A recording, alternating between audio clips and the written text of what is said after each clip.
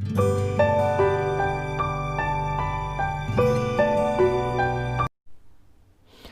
Students, training methodology के इस नए वीडियो में मैं आपका स्वागत करता हूं। पिछले कुछ वीडियोस में हम लोगों ने आपके CITS सिलेबस का लगभग जितना भी यूनिट्स थी वो कवर करा। हम लोगों ने देखा कि प्रिंसिपल ऑफ इंस्ट्रक्शंस क्या होते हैं, टीचिंग टेक्निक्स क्या होती हैं। पिछले हम लोगों ने जो यूनिट कवर करा था, यूनिट नंबर 1, उसमें हम लोगों ने देखा कि rules and responsibilities of N instructor क्या हैं।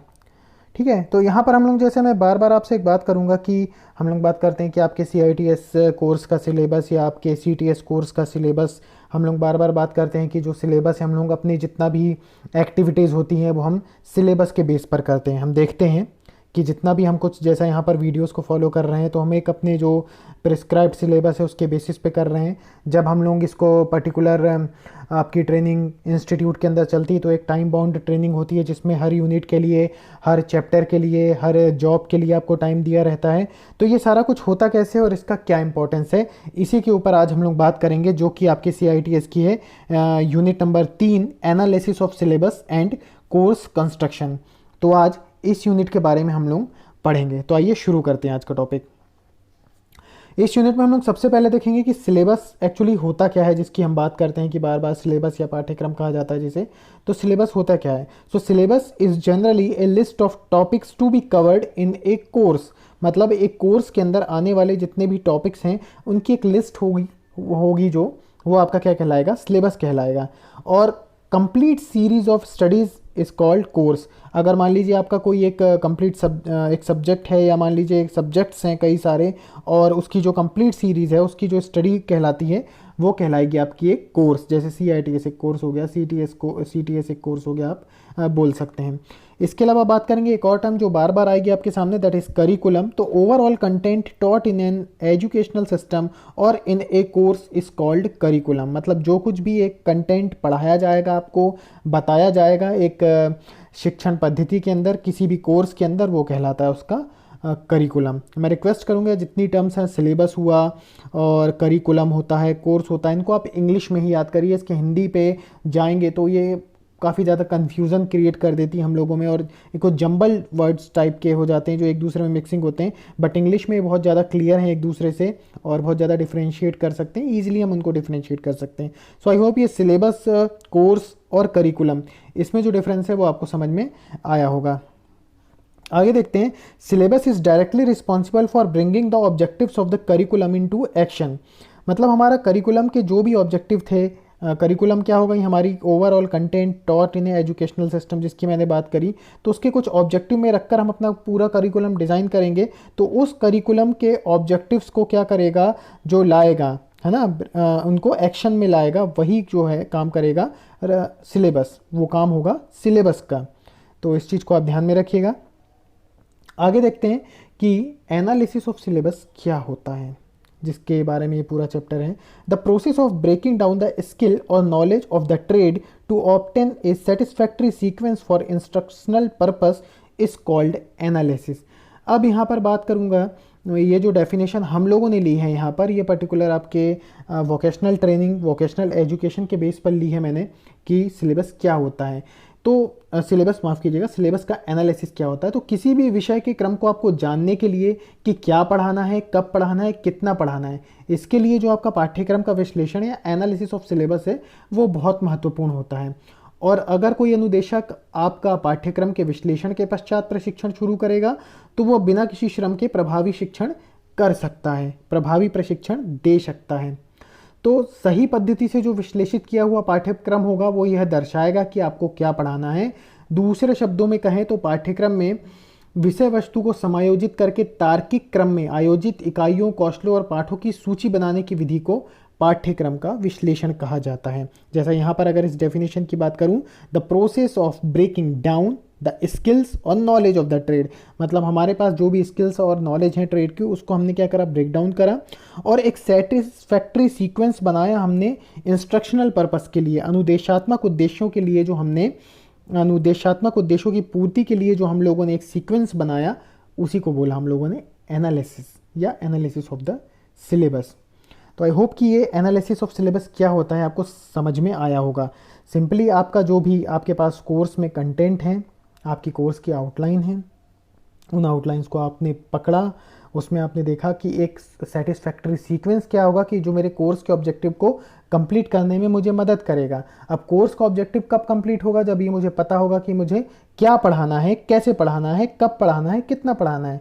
उस बेसिस पर मैं एक सीक्वेंशियल ऑर्डर में उन सारे अपने टॉपिक्स को, अपने जो कोर्स के कंटेंट हैं उनको मैं सेट करूँगा एक सीक्वेंशियल ऑर्डर में। वही कहलाएगा आपका एनालिसिस ऑफ द सिलेबस। तो आई होप कि आपको समझ में आया होगा कि एनालिसिस ऑफ सिलेबस क्या है। आगे देखते हैं। A properly analyse syllabus indicates what to teach, how much to teach and in what order to teach, जिसकी हम लोग बात अभी कर चुके हैं।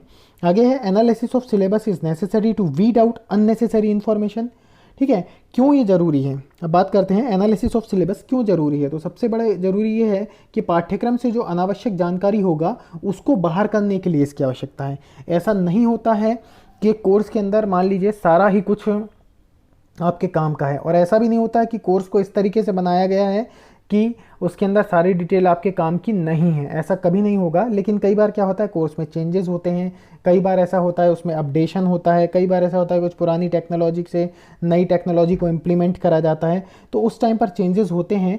अगर आप सिलेबस का ब्रेकडाउन करते हैं, अगर आप सिलेबस को एनालिसिस करते हैं, तो आप ये जान पाएंगे कि अनावश्यक जानकारी कौन सी है और आप उसे उससे बाहर कर सकते हैं। अगला है कार्य को माफ़ कीजिएगा, concentration on the essential of the job. अब डेफिनेटली जब आपने वीड आउट कर दिया है अननेसेसरी इन्फॉर्मेशन को, तो आप जो एसेंशियल जॉब है, आपकी जो एसेंशियल नॉलेज है, उसके ऊपर ही फोकस करेंगे। इसके अलावा प्रिपेयर इंस्ट्रक्शनल मटेरियल। अब जब आपको ये पता चल गया है कि मुझे क्या पढ़ाना है, कितना पढ़ाना है, कैसे पढ़ाना है, तो उसके बेसिस पर हम अपना इंस्ट्रक्शनल मटेरियल या अनुदेशात्मक सामग्री आसानी से तैयार कर सकते हैं।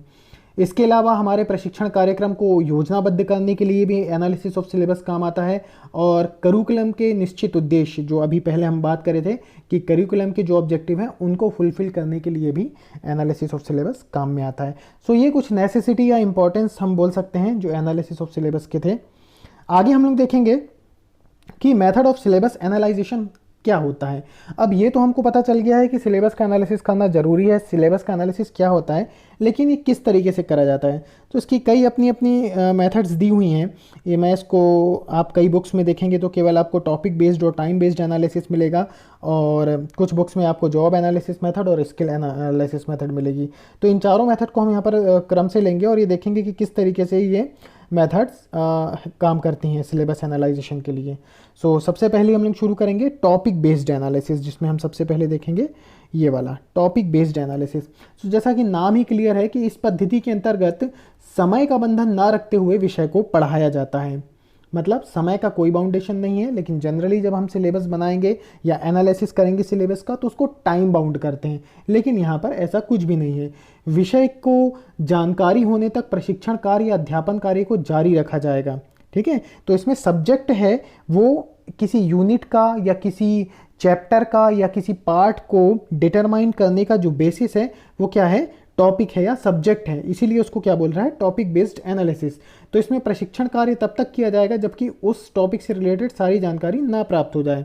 इस पद्धति में जो प्रशिक्षण होगा वो किसी अवधि में निश्चित नहीं होगा, और इसका उपयोग तभी करा जाता है जनरली जब आपका विषय बहुत जटिल होता है या बहुत ज़्यादा उसमें कॉम्प्लिकेशंस होती हैं, कुछ नया करने वाले होते हैं जो प्रॉपरली डिफाइंड नहीं है पहले से, कुछ आप नया खोज रहे हैं, किसी चीज़ का इन्वेंशन हो रहा है या कोई रिसर्च टाइप का कुछ आप काम कर रहे होते हैं, जनरली तब इस टाइप का एनालिसिस किया जाता है।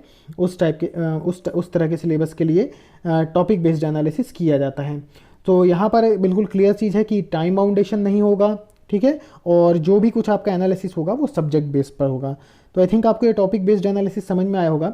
इसके बाद दूसरा हम बात करेंगे टाइम बेस्ड एनालिसिस। क्लियर है कि आपको इसमें क्या है, जितनी भी यूनिट्स हैं, जो भी आपका चैप्टर होगा, जिस चीज़ को भी आप, जो भी कोर्स का कंटेंट है उसको जो आप जिसका एनालाइजेशन करना चाहते हैं, उसको जो भी सिलेबस का एनालाइजेशन करना चाहते हैं उसके लिए आप टाइम अलॉट करेंगे, और उसको कंप्लीशन तब मानेंगे कि जब उस पर्टिकुलर टाइम के भीतर जो प्रिस्क्राइब्ड या डिफाइंड टाइम है उसमें आप उस जॉब को कंप्लीट करें या उस नॉलेज को कंप्लीट करें। तो टाइम अलॉट किया जाएगा ईच टॉपिक या ईच जॉब के लिए, और इस टाइप का जो एनालिसिस होता है ये हमारे वोकेशनल एजुकेशन के लिए ही यूज़ करा जाता है। हम लोग जनरली टाइम बेस्ड एनालिसिस करते हैं।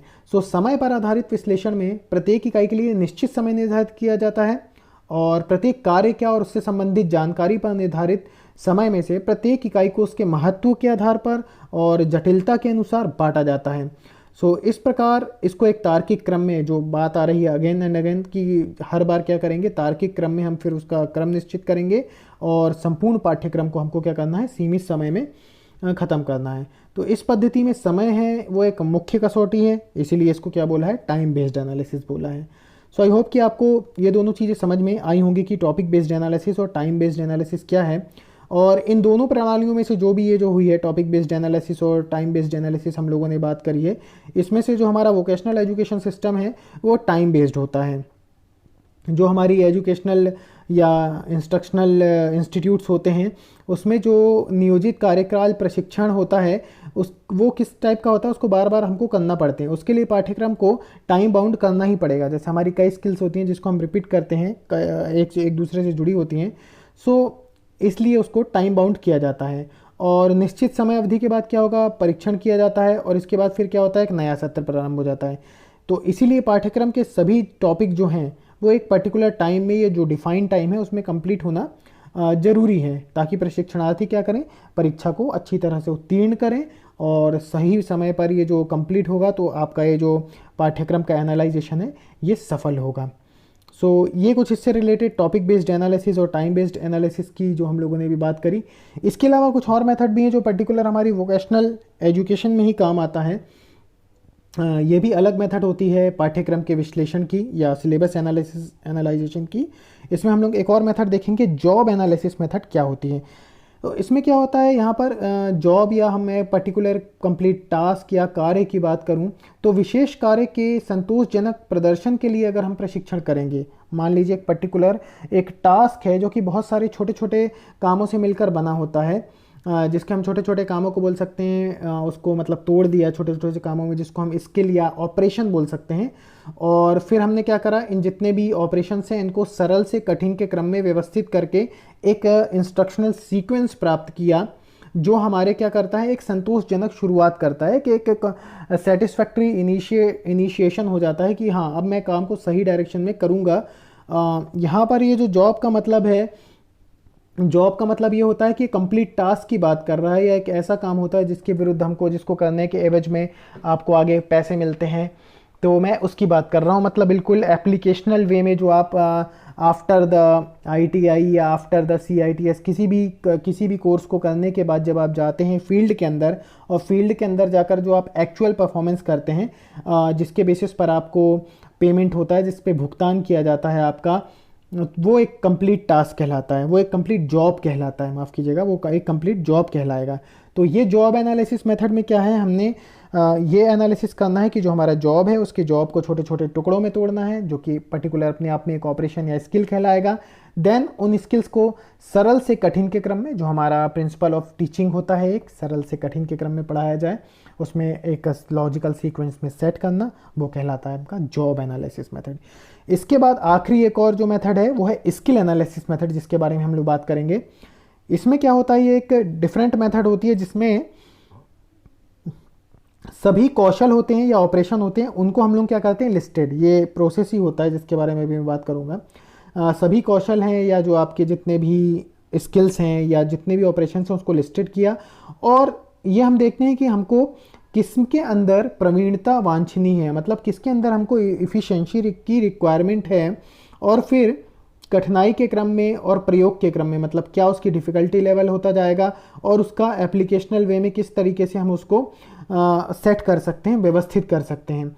और इसके बाद इन्हें सेट करने के बाद एक पर्टिकुलर स्किल को डेवलप करने के लिए जो भी गतिविधियां होना चाहिए, जो भी आपके अनुभव होना चाहिए, उसका क्रम निश्चित कर दिया जाता है, और इसी को बोला जाता है स्किल एनालिसिस मेथड। यहाँ पर एक चीज़ बात हमको ध्यान में रखनी है कि इसमें कौन सा जॉब है कंप्लीट, यानी आफ्टर दैट इन स्किल से मिलकर कौन सा जॉब होगा, उस पर हमको ज़्यादा फोकस नहीं करना है। ज़्यादा फोकस ये करा जाता है कि एक पर्टिकुलर स्किल का डेवलप होना ज़्यादा ज़रूरी है। हो सकता है वो पर्टिकुलर स्किल 10 जॉब में काम आए, 10 पर्टिकुलर टास्क में काम आए, माफ़ कीजिएगा, 10 पर्टिकुलर जॉब्स में काम आए, हाँ करेक्ट, 10 पर्टिकुलर ऑपरेशंस में भी काम हो सकता है, बट वो पर्टिकुलर एक स्किल पे मुझे फोकस करना है। तो अगर मैं स्किल पे फोकस कर रहा हूँ, पर्टिकुलर एक छोटे पार्ट पर फोकस कर रहा हूँ, वो मेरा है स्किल एनालिसिस मेथड, जहाँ पर ये मेरे को डिज़ायरेबल करना है कि जो मेरी इफ़िशियंसी है वो मेरे को बहुत ज़्यादा मस्ट है, जिसकी मैंने शुरू में बात करी थी कि इसमें सभी कौशलों प्रचालनों को सूचीबद्ध करते हैं जिसमें आपकी इफ़िशियंसी मस्ट है, जिसमें आपकी इफिशिएंसी बिल्कुल आवश्यक है। तो ये मेथड कहलाएगी आपकी skill analysis method. So I hope ये जॉब एनालिसिस मेथड और स्किल एनालिसिस मेथड आप कंफ्यूज नहीं होंगे। जॉब का मतलब मैंने आपको समझाया किस टर्म में बात कर रहा है और स्किल किस टर्म में बात कर रहा है। अगर और ब्रॉडली सेंस में हम लोग बात करें, सो ये जॉब एनालिसिस बिल्कुल आपकी ऑन जॉब ट्रेनिंग है एक तरीके से मान लीजिए, और स्किल एनालिसिस मेथड जो हम लोग अभी ITIs या अपनी CITS में जो हम लोग ट्रेनिंग लेते हैं, वहाँ पर हम ये स्किल एनालिसिस मेथड का यूज़ करके सिलेबस का एनालिसिस किया जाता है। सो ये तो बात करी मेथड ऑफ सिलेबस एनालाइजेशन है। इसमें स्टेप्स क्या होंगी जिसके बेसिस पर आपका एनालिसिस किया जाएगा किसी भी सिलेबस का, चाहे वो किसी भी कोर्स का होगा। सो किसी भी चीज़ का, किसी भी सिलेबस का एनालिसिस करने के लिए जो भी आपका कंप्लीट सिलेबस है उसको सबसे पहले समझना ज़रूरी है। उसके बाद आपको ये देखना होगा कि सभी बुनियादी बेसिक और एडवांस स्किल और नॉलेज की आप एक लिस्ट बना लीजिए, और उसके बाद जो आवश्यक स्किल के लिए उसमें जो भी आपको प्रैक्टिकल वर्क और थ्योरेटिकल नॉलेज की रिक्वायरमेंट है उसकी लिस्ट बनाई जाती है। देन फिर इनको क्या होता है, मनोवैज्ञानिक और तार्किक क्रम में एक तार्किक पद्धति से एक क्रम निश्चित कर दिया जाता है जिसमें सरल से जटिल की ओर इन्हें जमा दिया जाता है। किसको? जो आपने पहले बनाए थे आवश्यक प्रायोगिक कार्य और सैद्धांतिक पाठ, इनको लॉजिकल क्रम में, लॉजिकल सीक्वेंस में और साइकोलॉजिकल सीक्वेंस में जमाया जाता है। और इसके बाद ये देखते हैं कि किस पार्ट को, किस स्किल को कितना टाइम की रिक्वायरमेंट है, उसको हम उसमें टाइम के बेसिस पे टाइम डिफाइन किया जाता है। इसके बाद एक मास्टर शेड्यूल बना दिया जाता है।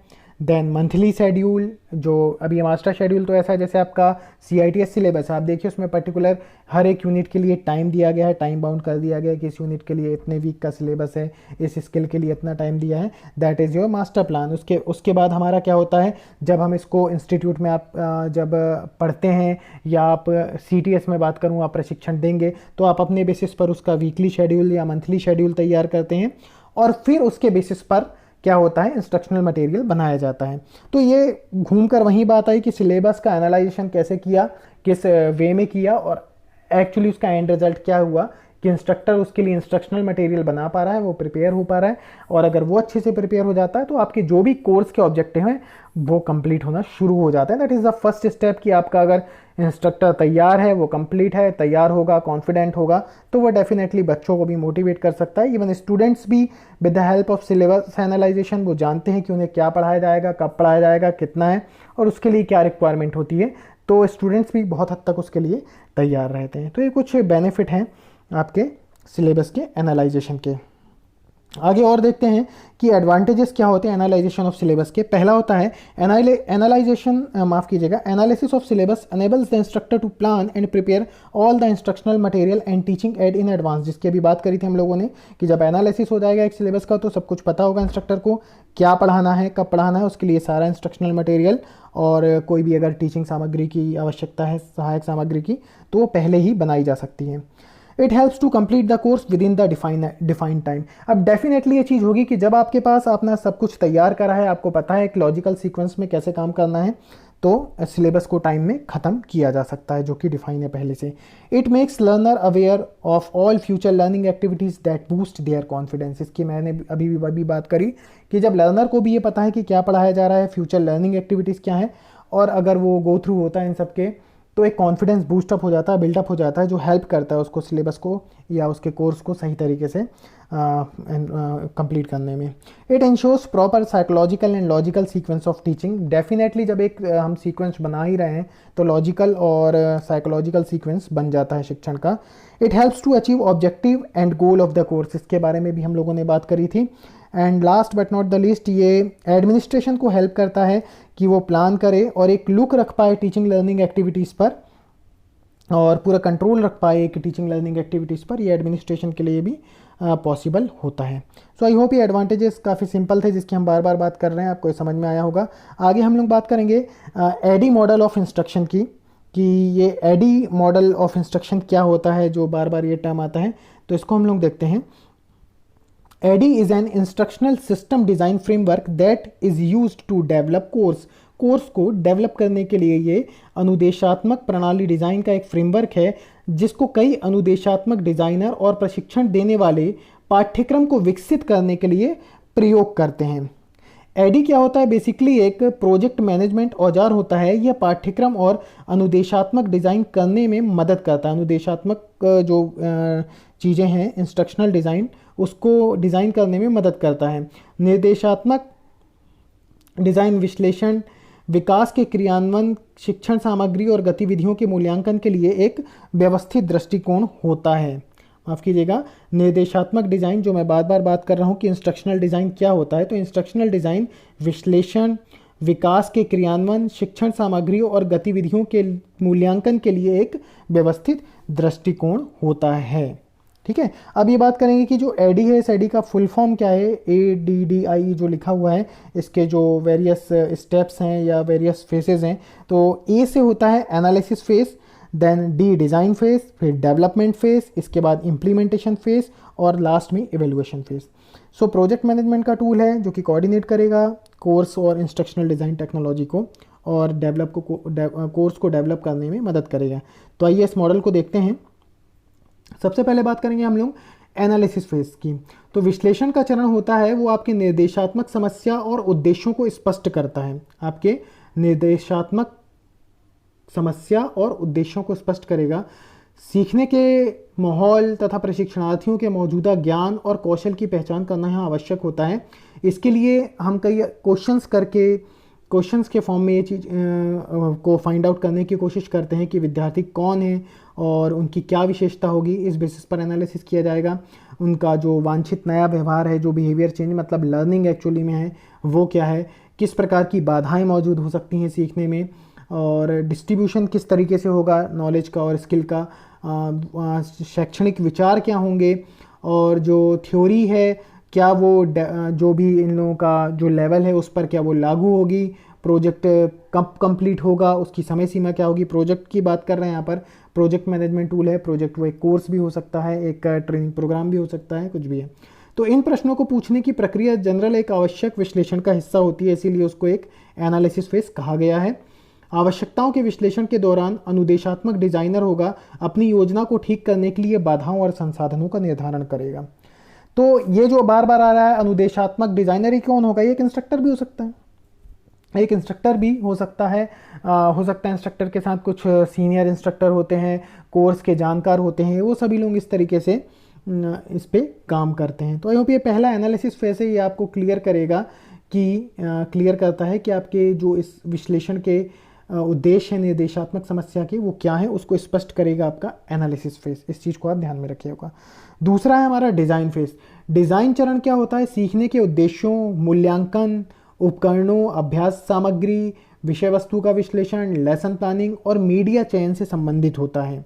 ठीक है, सो यहाँ पर ये मुझे डिसाइड करना है कि जो मेरे ऑब्जेक्टिव हैं, वो मेरे ऑब्जेक्टिव को पूरा करने के लिए मेरी क्या क्या रिक्वायरमेंट है, जिसकी मैंने पहले बात करी थी, जहाँ पर अनुदेशात्मक उद्देश्यों की हम लोगों ने अनुदेशात्मक उद्देश्यों को स्पष्ट किया था। अब उस सीखने के उद्देश्यों के लिए मेरे को उससे संबंधित रखता है ये वाला फेज, जिसके लिए मुझे मूल्यांकन, उपकरण, अभ्यास सामग्री, लेसन प्लानिंग, मीडिया चयन किस तरीके का होना चाहिए। सो डिज़ाइन का चरण एक व्यवस्थित और विशिष्ट होता है। व्यवस्थित का अर्थ होगा यहाँ पर एक तार्किक क्रमबद्ध विधि होगी जो विकास की पहचान करेगी और पाठ्यक्रम सामग्री को प्राप्त करने के लिए एक प्लान्ड रणनीति के तहत मूल्यांकन करेगी उस रणनीति का जो हम लोगों ने डिज़ाइन करी हुई है। ठीक है, विशिष्ट का अर्थ होगा यहाँ पर कि विस्तार से ध्यान देने के साथ साथ निर्देशात्मक डिजाइन योजना के प्रत्येक तत्व को निष्पादित करना है। डिज़ाइन चरण में के पूर्ण विकास में सहायता के लिए एक इंस्ट्रक्टर दस्तावेज, डिज़ाइन प्रस्ताव या एक नोट लिखना शामिल हो सकता है। सीधी सी बात है, जो मेरी पूरी प्लानिंग है, जो मुझे एक इंस्ट्रक्शनल ऑब्जेक्टिव्स को कंप्लीट करने के लिए मेरी रिक्वायरमेंट है, ये उसका पेपर वर्क हो गया कंप्लीट पूरा, दैट इज़ डिज़ाइन फेज। अगर मैं बिल्कुल ब्रॉड वे में बात करूं, अब उसके लिए क्या क्या चीज़ की रिक्वायरमेंट थी, मैंने आपको बताया कि भाई मूल्यांकन है, उपकरण है, अभ्यास सामग्री हो गई, विषय वस्तु का विश्लेषण है, लेसन प्लानिंग है, मीडिया चयन, उन सभी चीज़ों से ये फेज संबंधित होता है। और इसको आप किस क्रम में रखेंगे, व्यवस्थित होगा और एक तार्किक क्रम में रहेगा, विशिष्ट होगा अपने आप में। सो एनालिसिस फेस आपका क्लियर हुआ कि अनुदेशात्मक डिजाइनर जो आपके जो होगा अनुदेशात्मक उद्देश्यों को स्पष्ट करेगा और उन उद्देश्यों का आपका पेपर पे एक प्लान तैयार करना, एक डिज़ाइन करना, डिज़ाइन फेज के अंदर आ जाएगा। अगला है डेवलपमेंट फेज, विकास का चरण। इसमें निर्देशात्मक डिजाइनर होगा, डिज़ाइन चरण में जो भी डिज़ाइन चरण में उन्होंने जो डिसाइड करा है उसमें जो भी पाठ्यक्रम वर्णित सामग्री है उसको व्यवस्थित करेंगे और उसको विकसित करेंगे। उसमें जो भी लर्निंग का कंटेंट शामिल है, जो भी टेक्नोलॉजी शामिल है उसको इंटीग्रेट करेंगे और उसको इस तरीके से करेंगे, उसमें अगर कोई संशोधन की रिक्वायरमेंट है तो उसमें वो भी किया जाएगा। तो डेवलपमेंट फेज एक तरीके से जो भी आपने डिज़ाइन करा है उसको विकसित करने की, उसको ढालने की प्रक्रिया है। अगली बात करते हैं क्रियान्वयन फेज की। क्रियान्वयन चरण प्रशिक्षण को प्रशिक्षण सुविचार और प्रशिक्षणार्थी के लिए प्रक्रिया को विकसित करेगा। मतलब अब मैंने जो डेवलप कर लिया है मैं उसको एक्चुअल प्रैक्टिस में ले आने की बात कर रहे हैं। तो प्रशिक्षण सुविधा के अंतर्गत पाठ्यक्रम शिक्षण, परिणाम विवरण की विधि और परीक्षण प्रक्रियाएं कवर की जाती हैं। प्रशिक्षणार्थियों का पंजीकरण करके उन्हें प्रशिक्षण की तैयारी में शामिल किया जाता है। क्रियान्वयन चरण में डिज़ाइन के मूल्यांकन को भी शामिल किया जाता है। डेफिनेटली जो आपका डिज़ाइन है, डिज़ाइन फेस का जो मूल्यांकन है वो यहाँ पर शामिल हो जाएगा, क्योंकि जो मैंने डिज़ाइन करा है और मैं देखता हूँ कि मैं उसको यहाँ पर इम्प्लीमेंट करता हूँ और समवॉट कहीं कुछ प्रॉब्लम होती है तो मुझे वापस इस फेस पर जाना पड़ जाता है, डिज़ाइन फेस पर मुझे वापस जाना पड़ जाता है। सेम यहाँ पर डिज़ाइन और डेवलपमेंट के साथ भी बात होगी कि अगर कुछ ऐसा मुझे फील होता है कि आफ्टर डिज़ाइनिंग और डेवलपमेंट फेस में वो फिजिबल नहीं है तो यहाँ पर भी हम इसमें डिज़ाइन फेस पर जाकर वहाँ पर कुछ संशोधन करते हैं। तो इम्प्लीमेंटेशन फेस में डेफिनेटली आपने जो डिज़ाइन करा है आप उसको क्या करते हैं, आप उसको इम्प्लीमेंट कर रहे हैं। तो एक तरीके से डिज़ाइन फेस का मूल्यांकन कहाँ होगा, वो होगा इम्प्लीमेंटेशन फेस में। इसमें आप कंफ्यूज नहीं होइएगा कि डेवलपमेंट फेस के बाद इम्प्लीमेंटेशन फेस आ रहा है तो वो डेवलपमेंट फेस का मूल्यांकन है, नहीं। डिज़ाइन फेस के बाद डेवलपमेंट फेस आ रहा है जहाँ पर डिज़ाइन में जो हम लोगों ने सोचा था उसको ढाल दिया और उसके बाद जो सोचा था उसको कर दिया, ये वाली बात है। ठीक है, तो ये जब इम्प्लीमेंटेशन फेस आएगा वो आपके डिज़ाइन का मूल्यांकन कर रहा है। तो आई होप इतना ये आपको जो एडी सिस्टम है यहाँ पर समझ में आया होगा। और आखिरी जो एडी फेस का जो ई है, जो आखिरी फेस है, उसको बोला जाता है इवेल्युएशन। इवेल्युएशन क्या है, जो आपका है दो पहलू होंगे इवेल्युएशन के। एक होता है फॉर्मेटिव इवेल्युएशन और एक होता है समेटिव इवेल्युएशन। फॉर्मेटिव होता है रचनात्मक और समेटिव होगा योगात्मक। एडी जो फेस हम लोग जो देख रहे हैं, एडी का जो इंस्ट्रक्शन मॉडल देख रहे हैं, इसके प्रत्येक फेस के बाद चाहे वो एनालिसिस हो, डिज़ाइन हो, डेवलपमेंट या इम्प्लीमेंटेशन, उसके बाद फॉर्मेटिव असेसमेंट किया जा सकता, माफ़ कीजिएगा, उसके फॉर्मेटिव असेसमेंट उसके बाद या रचनात्मक असेसमेंट किया जाता है। और जबकि ये जो समेटिव इवेल्युएशन है जिसकी मैं बात कर रहा हूँ, ये क्या होगा, एट द एंड होगा, माफ़ कीजिएगा, ये आपका एट द एंड होगा, जाकर जब आपका कोर्स या आपका जो सिलेबस है वो कंप्लीशन होता है या जो आप अपना जो भी टॉपिक्स आपने डिसाइड कर रखे हैं ये उसके बाद होगा, पाठ्यक्रम के अंत में होगा। लेकिन फॉर्मेटिव असेसमेंट समय समय पर हो सकता है और होना चाहिए कि एनालिसिस फेज के बाद क्या इवेल्युएशन किया गया है, असेसमेंट, माफ़ कीजिएगा, असेसमेंट नहीं, इवेल्युएशन है ये। फॉर्मेटिव इवेल्युएशन किया गया, इसके बाद डिज़ाइन फेज के बाद फॉर्मेटिव इवेल्युएशन किया गया, डेवलपमेंट के बाद किया गया और इम्प्लीमेंटेशन के बाद किया गया। और इसके बाद जब ये कंप्लीट फॉर्मेटिव असेसमेंट हो गया तो इसके बाद समेटिव असेसमेंट या इम्प्लीमेंटेशन फेज के बाद हम समेटिव इवेल्युएशन करते हैं। सो आई होप ये जो एडी मॉडल ऑफ इंस्ट्रक्शन है ये आपको समझ में आया होगा, किस लिए इसका प्रयोग करा जाता है ये मैंने आपको बताया, किस तरीके का ये मॉडल है ये भी आपने देखा। तो जो भी आपका इंस्ट्रक्शनल ऑब्जेक्टिव है उसको डिफ़ाइन करना, ये आपका आ गया एनालिसिस फेस में, डिज़ाइन फेस में उसको पेपर पे लाना, डेवलपमेंट फेस में उसको जो रिक्वायरमेंट आपने डिज़ाइन में कर लिया है उसको आप एक्चुअल बना रहे हैं, उन चीज़ों को तैयार कर रहे हैं। इम्प्लीमेंटेशन फेस में जो भी कार्यप्रणाली या जो भी आपने इंस्ट्रक्शनल मटेरियल प्रिपेयर करा है उसका एक्चुअल में किस तरीके से है, जो टेक्नोलॉजी उसको किस तरीके से यूज़ करा है। और इवेल्युएशन फेस में सभी का मूल्यांकन किया जाता है जिसके बेसिस पर आपका लर्निंग एक सटीक वे में होता है, या जो भी आपका कोर्स है या जो भी सिलेबस है वो एक सटीक वे में होता है। इसके साथ एक चीज़ और है कि जो इवेल्यूशन फेस होता है आपका, यहाँ पर आपके जो क्रिक पैट्रिक मॉडल होता है, 4 स्टेज मॉडल हम लोगों ने पढ़ा था, इवेल्यूएशन और आपका एवेल्यूशन एंड टेस्ट वाला जो यूनिट था उसमें हम लोगों ने पढ़ा था, तो उसकी भी जो उपयोगिता होती है वो इस एवेल्यूएशन फेस में होती है, तो इसको आप ध्यान में रखिएगा। आई होप ये इतना एडी मॉडल ऑफ इंस्ट्रक्शन तक आपको समझ में आया होगा। इसमें एक टॉपिक और है, उसको हम जल्दी से कवर करते हैं, कंस्ट्रक्शन ऑफ कोर्स की। कोर्स का कंस्ट्रक्शन कैसा होता है। A course of study is an organised body of material necessary for teaching a particular subject. एक सब्जेक्ट को पढ़ाने के लिए या एक सब्जेक्ट की टीचिंग के लिए जो भी ऑर्गेनाइज्ड मटेरियल की स्टडी है, माफ़ कीजिएगा, ऑर्गेनाइज्ड बॉडी ऑफ मटेरियल है जो एक पर्टिकुलर एक सब्जेक्ट की टीचिंग के लिए रिक्वायरमेंट है, वो आपका कहलाएगा कोर्स। एक कोर्स के कंस्ट्रक्शन की जो गाइडलाइन है, कोर्स के बारे में हम जैसे पहले भी बात कर चुके हैं, एक कोर्स के कंस्ट्रक्शन की जो गाइडलाइन है उसके बारे में क्रम से बात करेंगे। इसमें सबसे पहले आता है ओरिएंटेशन की बात करते हैं, माफ़ कीजिएगा, इसमें सबसे पहले बात करेंगे ओरिएंटेशन या अभिविन्यास की। इसके अंतर्गत क्या होता है, अनुदेशक और प्रशिक्षु का परिचय शामिल होता है। इसमें प्रशिक्षु को निम्नलिखित बातों के बारे में बताया जाता है, जैसे व्यवसाय का साधारण परिचय होगा, इसमें अनुशासन और सुरक्षा आदि के बारे में जानकारियों के निर्देश दिए जाते हैं।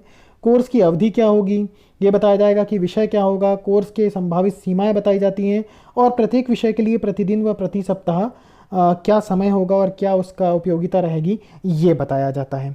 ये सारा कुछ आता है ओरिएंटेशन के अंदर, ये डाला जाता है। अगर आप अपनी CITS का सिलेबस उठाकर देखेंगे तो डेफिनेटली आप उसमें देखेंगे सिलेबस में कहीं ना कहीं ओरिएंटेशन दिया हुआ है, आपका पूरे सिलेबस को टाइमली डिवाइड किया हुआ है, ये सारी चीज़ें हैं उसके अंदर। दूसरा कोर्स ऑब्जेक्टिव, पूरे सिलेबस को आप देखेंगे वहाँ पर कोर्स का ऑब्जेक्टिव दिया ही हुआ है, इवन यहाँ पर लर्निंग आउटकम्स के बेसिस पर हर टॉपिक का आउटकम निकाला हुआ है। कोर्स का उद्देश्य जो सीखने वाले शिक्षण के बाद प्राप्त करेंगे उसको जानना आवश्यक होता है। यह बताया जाता है कि इसके अंतर्गत किन बिंदुओं का पालन किया जाएगा। ये बिंदु कौन कौन से होंगे, आपका मापदंड होता है क्राइटेरिया कि कोर्स के अंतर कौन कौन से उद्देश्यों को किन किन मापदंडों के आधार पर पूर्ण करना है, इस चीज़ की बात होती है। साधन, इसके लिए कौन सी साधन चाहिए, प्रशिक्षक किस तरह से उन निर्देशों तक पहुंचेंगे, कौन से तरीके होंगे। कोर्स का उद्देश्य बताएगा कि निर्देश देने के तरीके क्या होंगे और किस क्रम में होंगे। इवैल्यूएशन, कोर्स का उद्देश्य जो होगा वो टेस्ट की प्रकृति के बारे में बताएगा, यह भी बताएगा कि कोर्स की समाप्ति के बाद मूल्यांकन कैसे किया जाएगा। तो ये सारा कुछ कोर्स ऑब्जेक्टिव के अंदर आपको मिल जाएगा। जब कंस्ट्रक्शन करते हैं तो कोर्स ऑब्जेक्टिव हमको इन सारी चीज़ों की जानकारी देता है, किसकी, एक मापदंड बताता है, साधन बताता है कि उद्देश्यों को गोल तक कैसे पहुंचाना है, तरीके बताता है आपका एक कोर्स ऑब्जेक्टिव की किस तरीके से निर्देश दिए जाएंगे और किस क्रम में दिए जाएंगे, और आखिरी में मूल्यांकन का तरीका क्या होगा, ये भी कोर्स ऑब्जेक्टिव क्लियर करता है। इसके बाद तीसरा है कंटेंट सिलेक्शन। इसके अंतर्गत हस्तकौशल और मशीन कौशल, जो भी प्रशिक्षु को सीखना है या जो भी नॉलेज सीखना है उससे संबंधित जो जानकारी होती है वो तैयार करी जाती है, जो कि प्रशिक्षुओं को प्रायोगिक कार्य में मार्गदर्शन कर सके और साथ ही साथ उनके जो ज्ञान की स्तर है उसको बढ़ाने में मदद कर सके। तो ये होता है कंटेंट सिलेक्शन या सामग्री चयन के अंदर की बात। इसके बाद टीचिंग मेथड आता है अगला क्रम। इसमें टीचिंग मेथड क्या होगा, कोर्स निर्माण करते समय सही और उचित शिक्षण विधि का भी पालन किया जाना चाहिए। अनुदेशक के द्वारा शिक्षण विधि का चयन करते समय कुछ बातों का ध्यान में रखना होगा, जैसे कि प्रशिक्षुओं की आयु का वर्ग क्या है, उनके व्यक्तिगत अंतर भी हो सकते हैं, फीमेल है मेल है या कुछ साइकोलॉजिकल डिफरेंस है या सोशल डिफरेंस है, इन चीज़ों को ध्यान में रखना पड़ेगा। अच्छे प्रबंधन के लिए योजना बनाएंगे जिसमें कि गतिविधियों को सुचारू रूप से चलाया जा सके। ये सारा कुछ टीचिंग मेथड के अंदर आता है। इसके बाद बात करते हैं टेस्टिंग एंड इवैल्यूएशन की। निर्देशों का प्रभाव और शिक्षण की उपलब्धि को जांचने का ये सबसे अच्छा तरीका होता है, कौन सा, टेस्टिंग और इवैल्यूएशन। टेस्ट का निर्माण प्रत्येक इकाई के बाद होता है और इसके बाद कोर्स के जो उद्देश्य होते हैं उसके अनुसार होना चाहिए, माफ़ कीजिएगा। ये जो टेस्ट होते हैं संपूर्ण कोर्स के ख़त्म होने के बाद भी होने चाहिए, जिसको हम लोग क्या बोलते हैं, फॉर्मेटिव आपका इवैल्यूएशन और समेटिव इवैल्यूएशन, जिसकी हम लोगों ने बात करी थी अभी थोड़ी देर पहले और यूनिट नंबर 7 में भी करी थी कि फॉर्मेटिव मतलब रचनात्मक जो पर यूनिट के बाद हो रहा है, और समेटिव आपके पूरे कोर्स की कंप्लीशन या सिलेबस की कंप्लीट होने के बाद होता है। और इन सभी टेस्टों का जो है उचित रिकॉर्ड रखकर उसका मूल्यांकन करके उसका एवेल्यूशन करके जो प्रशिक्षुओं की प्रगति होता है उसका रिकॉर्ड रखा जाता है या रखा जाना चाहिए। आखिरी में बात करते हैं कोर्स के कंस्ट्रक्शन में एक और चीज़ आती है, रिसोर्स मटेरियल। एक कोर्स के निर्माण के करते समय निम्नलिखित आवश्यक सामग्री को शामिल करना चाहिए, जैसे कि उसमें लिस्ट ऑफ बुक्स को शामिल करना चाहिए, सेफ्टी रूल्स और रेगुलेशंस को शामिल करना चाहिए, कुछ ड्राइंग हैं, स्केचेस हैं और सभी प्रकार की शिक्षण सामग्री में भविष्य की योजनाएं हैं, नए थॉट्स क्या हो सकते हैं। इन चीज़ों को एक कोर्स को कंस्ट्रक्शन करते समय इन चीज़ों को भी उसमें इन्वॉल्व करना चाहिए, इन चीज़ों को भी ध्यान में रखना चाहिए। सो आई होप कि ये सारे पॉइंट्स जो हैं ओरिएंटेशन से लेकर रिसोर्स मटेरियल तक, ये आपको समझ में आए होंगे। और इस यूनिट में इतना ही है जो आपको जानना बहुत ज़रूरी है। इसके अलावा थोड़ा सा इस वीडियो को एक दो बार देखिए अगर आपको समझ में नहीं आ रहा है, क्योंकि कुछ टर्म्स बहुत ही स्पेसिफिक हैं इसमें और जिनका आपको हो सकता है कि अर्थ समझना थोड़ा सा डिफ़िकल्ट लग रहा हो। तो वीडियो आप एक या दो बार देखिए, और कहीं डाउट होता है तो मैं बार बार बोलता हूँ उसको आप लोग कमेंट बॉक्स में लिखिए। तो अगर आप लिखेंगे तो मैं डेफिनेटली उसको क्लियर करने की कोशिश करूँगा वहाँ पर। और इस यूनिट में इतना ही है, तो पढ़ते रहिए और टेस्ट की तैयारी करिए। Thank you very much.